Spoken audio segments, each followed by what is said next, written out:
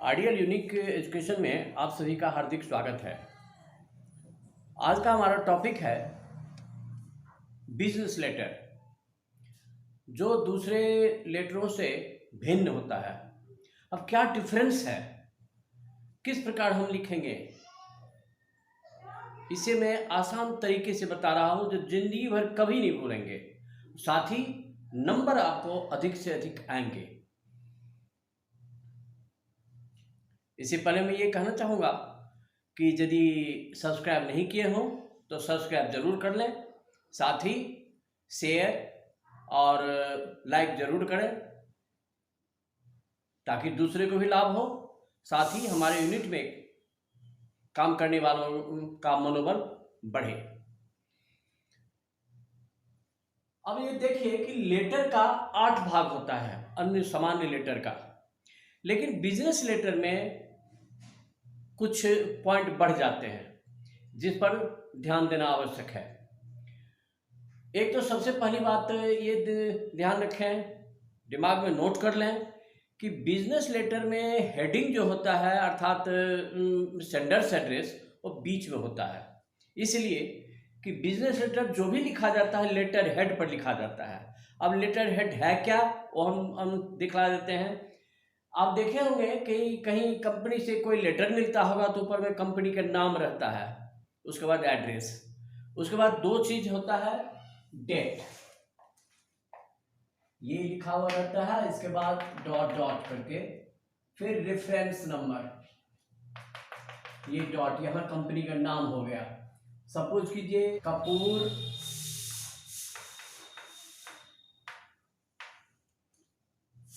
Chemicals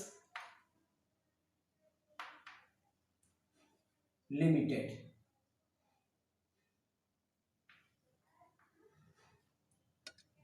ये capital में है, ये भी कैपिटल होगा, चलिए इसको भी कैपिटल कर देते हैं।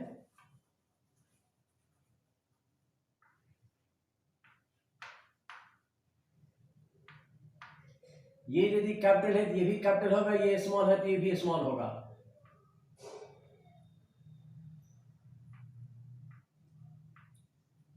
ये ऊपर में इसका नाम होता है बीच में। इसको एक बार फिर से देख लें,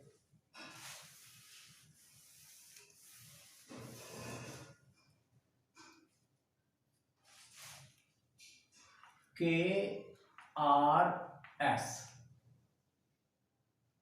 कंपनी लिमिटेड, ये छोटा हो गया, अब ये बीच में हो गया।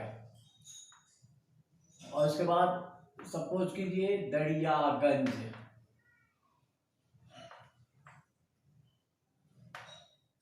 न्यू दिल्ली,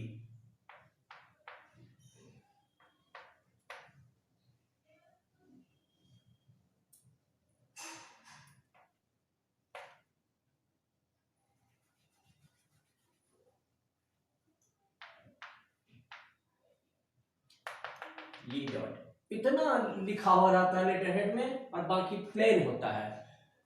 जब कभी लेटर लिखने का जरूरत होता है तो यहाँ डेट लिख दिया सीधे और यहाँ रेफरेंस नंबर लिख दिया, बस लिखना शुरू किया, ये प्रिंटेड हुआ रहता है। यदि आप इस प्रकार से लिख देते हैं इसका मतलब लेटर हेड फॉर्म किए आप।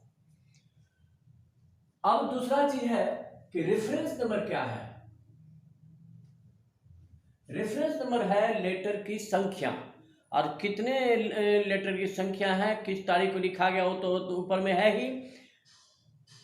आप देखे होंगे कि यदि किसी बिजनेस लेटर का जवाब दिया जाता है कंपनी से तो उसमें रहता है in reference to your letter number such and such, अर्थात जो जिस लेटर नंबर से किसी कंपनी में कोई दूसरे कंपनी से आया हुआ रहता है, यदि उसका हम जवाब देते हैं तो हम लिखते हैं in reference to your letter, अर्थात उसका जो लेटर नंबर है वो।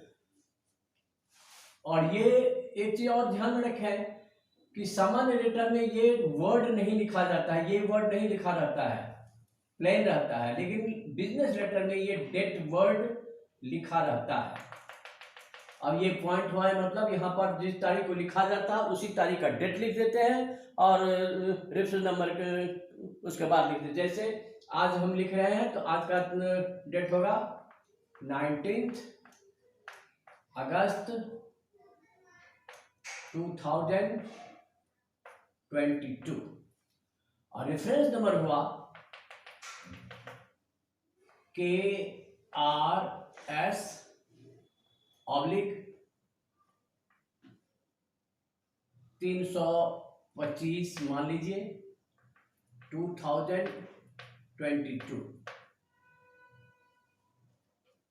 अब हम जिसके पास लेटर देते हैं वो लिखेंगे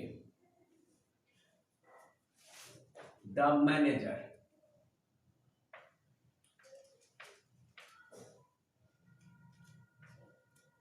अब ये मैनेजर किस का है, हम किस प्रकार के लेटर लिख रहे हैं। अगर अकाउंट्स के संबंध में बातें हैं तो अकाउंट्स मैनेजर हो जाएगा।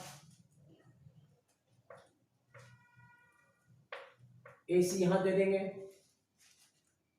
अकाउंट्स, और फिर कंपनी का नाम जिसको हम लिख रहे हैं, किस कंपनी का लिख रहे हैं उसका नाम, कंपनी का नाम, नेम ऑफ द कंपनी, फिर एड्रेस। ये अकॉर्डिंग टू क्वेश्चन आप लिख देंगे तो ये पूरा हो गया। डेट का वर्ड लिखा रहता है, रेफरेंस नंबर लिखा रहता है। रेफरेंस नंबर में हम ये नंबर डालते हैं, उसके पहले कंपनी का जो एब्रीवेटेड नंबर होता है वो लिखा जाता है। जैसे KRS है तो KRS अब लिख दिए। जैसे कपूर केमिकल्स हम लिखे थे पहले तो KC हो जाएगा, और फिर उसके बाद जो नंबर, ये नंबर देखिए कैसा है कि कल तक जो हम लिखे, इससे पहले जो लेटर लिखे थे उसके बाद का नंबर, जैसे 124 लिखे थे अभी है 325 नंबर, 324 लिखे थे 325 नंबर अब लिखे हैं, फिर इसके बाद लिखेंगे तो 326 हो जाएगा। यही है रेफरेंस नंबर। इस रेफरेंस नंबर को ध्यान में रखना आवश्यक है। बिजनेस लेटर में ये बहुत ही काम का चीज है। ये यदि लिखा इस प्रकार से लिखा है, इसका मतलब कि स्टूडेंट को व्यवहारिक नॉलेज है, ये ध्यान में रखना होता है। अब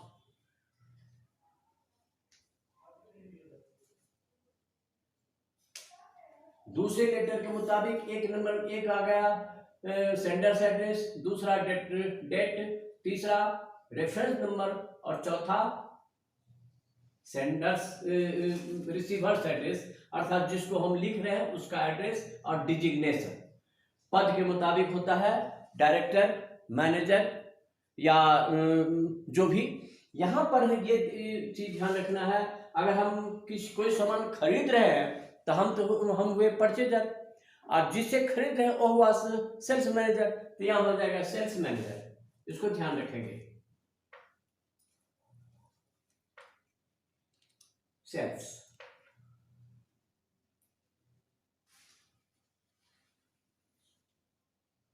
हम यदि कोई सामान बेच रहे हैं तो ये कंपनी दूसरा कंपनी वो खरीदने वाला होगा, तब हो जाएगा परचेज मैनेजर। ये हमको ध्यान रखना है। इसलिए ये दिया जाता है कि कंपनी में कई विभाग होते हैं,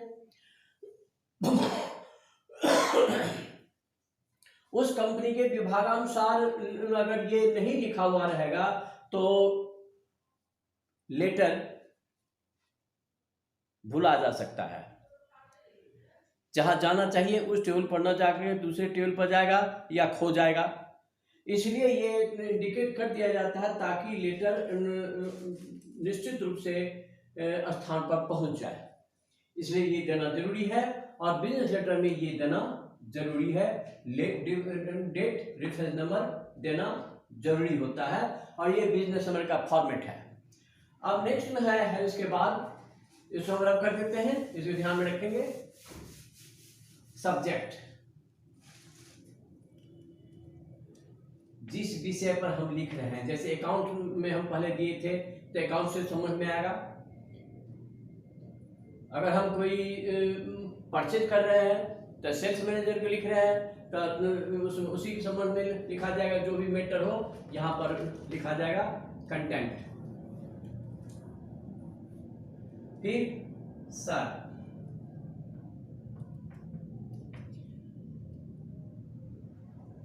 अब एक चीज और ध्यान रखें, बहुत ही आवश्यक है कि बिजनेस लेटर में जो भी लेटर लिखेंगे उसके संबंध में लेटर, नंबर, डेट, टाइम ये हम लिखेंगे। जैसे सपोज कीजिए कि किसी कंपनी से हमको पैसा मंगाना है, ड्यू है हमारा, लेना है उससे,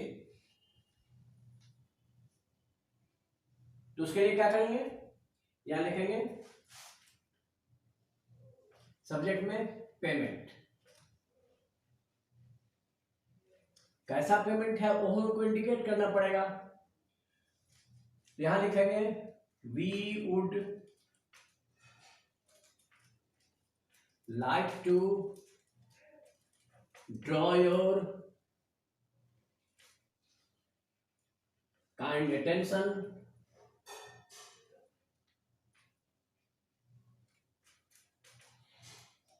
towards our bill number। अब यहां बिल नंबर इंडिकेट करना पड़ेगा। मान लीजिए 105 बिल नंबर है। डेटेड, इसमें डेट कितने तारीख का बिल नंबर है ये इंडिकेट कर दिए। इसका मतलब इस बिल का हमारा पेमेंट ड्यू है, इसे हमको आप जल्द से जल्द भेजने का कष्ट करें, ये इसलिए ये लिखा जाता है। यहाँ बिल नंबर हो गया और डेट हो गया। इसका मतलब जिसके पास हम सामान सेल किए हैं या हमारा ड्यू है, किस मद का पैसा है वो इंडिकेट हो गया, तो आपको आपके लेटर पूर्ण है। अगर ये नहीं है तो अपूर्ण है। जैसे एक है भाई कैसा, किस चीज का पैसा है, क्या है, इंडिकेट डिटेल लिखिए, तो डिटेल में यही सब जाएगा। इसके बाद नेक्स्ट पैराग्राफ में होता है कंटेंट। ये बिल है तो इसके में हम लिखेंगे therefore you are requested to send the above written amount as soon as possible. ये बीच का कंटेंट हुआ। उसके बाद लास्ट में we are waiting for your reply.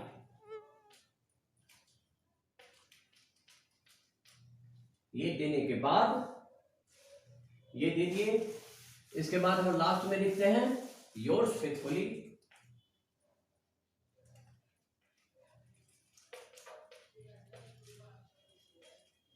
यहां देंगे ये सिग्नेचर अर्थात जो पढ़ नहीं पा रहे। फिर कंपनी का हम जो लिख रहे हैं, हम अपनी कंपनी के नाम है तो हम अपने लिखेंगे, कौन है हम, तो मैनेजर।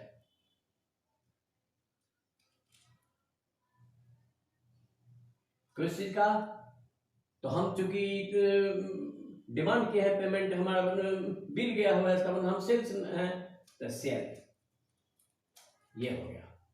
किसका मैनेजर है, तो फॉर KRS कंपनी लिमिटेड। ये फॉर्मेट यदि रहेगा तो इसमें हाफ नंबर आ जाएंगे, इसमें हाफ नंबर, इसमें हाफ नंबर, इसमें हाफ नंबर, और यहाँ जो सब्जेक्ट लिखे थे इसमें हाफ नंबर। आप सोच लीजिए 1 2 3 4, 2 नंबर आ गया। 5 नंबर में यदि 2 नंबर आ गया, 3 नंबर बच गया, 3 नंबर बचे, बीच के जो कंटेंट है उसमें मिलेंगे। ये डिफरेंस को ध्यान में रख करके बिजनेस लेटर अगर हम एक सीख लिए तो दूसरे लेटर लिखने में हमें किसी प्रकार का दिक्कत होगा ही नहीं। और ये भी है कि बिजनेस लेटर कभी गलत नहीं होगा अगर इस प्रकार से फॉर्मेट बना के लिखेंगे तो।